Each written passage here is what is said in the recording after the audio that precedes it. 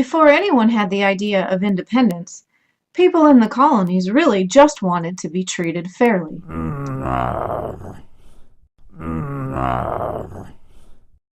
They mostly wanted control over the laws and taxes that King George and Parliament kept passing. I mean, he was 3,000 miles away. What did he know about life in the colonies?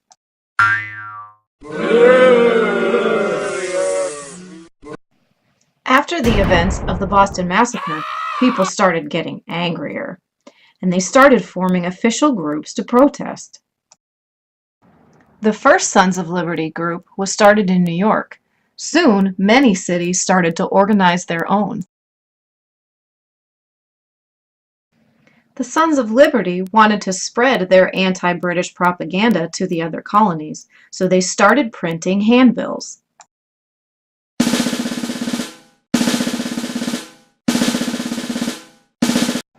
These handbills were like newspapers or pamphlets that told why they were so angry with King George.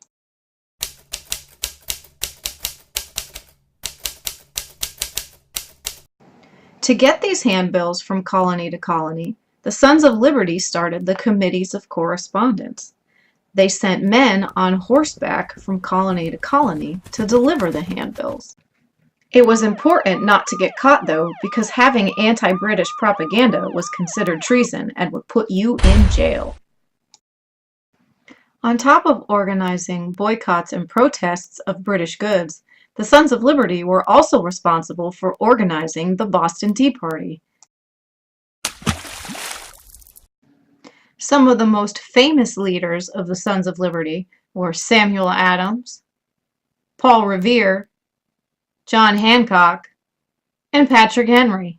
I know not what course others may take, but as for me, give me liberty or give me death. And let's not forget about the ladies. They started groups called the Daughters of Liberty. They would sew, plan, and organize boycotts of British goods. Oh, yeah.